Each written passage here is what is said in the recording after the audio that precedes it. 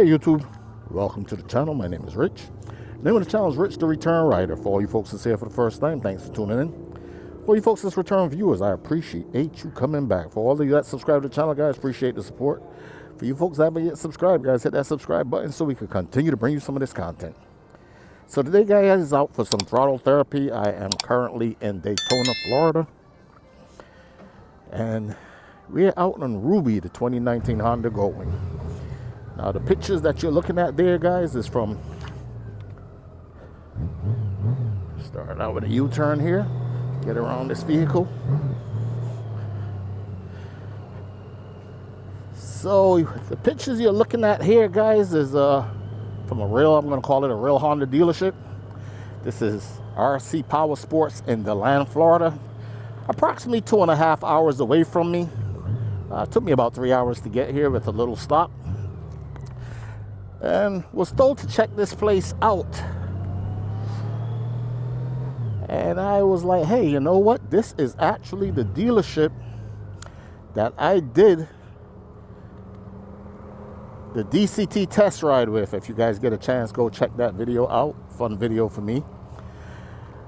But it is great to be able to see all of these Honda Goldwings here. You're looking at the 2024 Honda Goldwings. These are all of the models that are left over, including the airbag model here. And you can see that one there is about $33,000. But the discussion, guys, was about that 2025 anniversary, 50th anniversary Honda Goldwing. Hoping to get a little insight or some information here on what's going to change or what's expected to change on the generation. We're going to be heading to Jacksonville. What's expected to be different on the 50th anniversary? And a lot of interesting comments there on what they think is going to be different. But what I can tell you is that they are scheduled to receive the 2025 in October. This is now August 16th or 17th. 17th. So yeah, not until October that we're going to be able to see what the actual bike looks like. Now, when the guy was pulling up the computer images, again, that popular AI one out there keeps popping up. Kind of a futuristic, looks like a kind of a prototype. Nice looking motorcycle. But from what we can see there, guys, there is going to be very little change, if any, on the new 50th anniversary 2025 Honda Goldwing. I was hoping there to get you guys an inside scoop, but what I am going to say, folks, is I am kind of happy that they're sticking with this Generation 6 body style. And you might be thinking about, what the hell? Now, it was explained to me, I'm kind of still new to the Honda Goldwing community, is that Honda don't make drastic changes, you know, until they've been out for with a model, you know, for a certain period of time. Might do little tweaks and so forth, but the overall Generation 6 Honda Goldwing is still going to be the same, folks. And I like it. And I'm going to tell you the things that I would like to see changed or tweaked if you hang on to the end of the video. But as of right now, as we take a walk around these Generation 6 Ruby here, my manual 2019, I still think this is the best multi-purpose, or one of the best multi-purpose sports touring motorcycles in the industry. I continue to say that, and I believe that. I also believe it's the best bang for the buck. The slimmed down version of this motorcycle, guys, to me, as far as I'm concerned, Honda's got it right. But the thing that I think about, guys, is all of the things that they are now making available for the Generation 6 Honda Goldwing. We know we got that BT motor ECU flash. Now, I didn't want to go into this, but I got to briefly. When I was talking to the dealership there about that fuel pump recall, which I'm still waiting for from Right Now Power Sports, the guy told me they have already done almost 100 of those fuel pumps, and it takes them about a week to get them in. They're special ordered. They're ordered by your VIN number. Takes about an hour. Now, if I don't hear anything from Right Now Power Sports by the end of this week, I'm going to ask them to cancel that order, and I would gladly take a ride down here and have these folks do it. I'm just happy to see a dealership that look like they really deal with Goldwings. The tech that I talked to even owns a 2020 Goldwing, a bagger.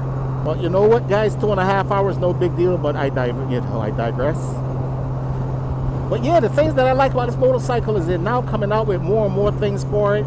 We got Gold Strike still developing stuff for it. We got Max McAllister that is still developing stuff for this generation Honda Goldwing. We got folks out there that's now looking into the exhaust systems. This motorcycle is still in development as far as I'm concerned. So for Honda to change it now and go to a different model, I feel like we'll be starting all over again. Now, I don't know how much of these motorcycles are sold across the country or across the world, so I don't know how well the sales are doing. But what I do believe is that Honda's not going back to the bigger generation Honda Goldwing. Now, we know that there's more room. You're going to continue to hear that in the previous generation. Honda have already made their adjustments and gone from the 2018 trunks to the 2021 to make them bigger. This is a 2019. I'm still envious of that. I wish I had the bigger trunk.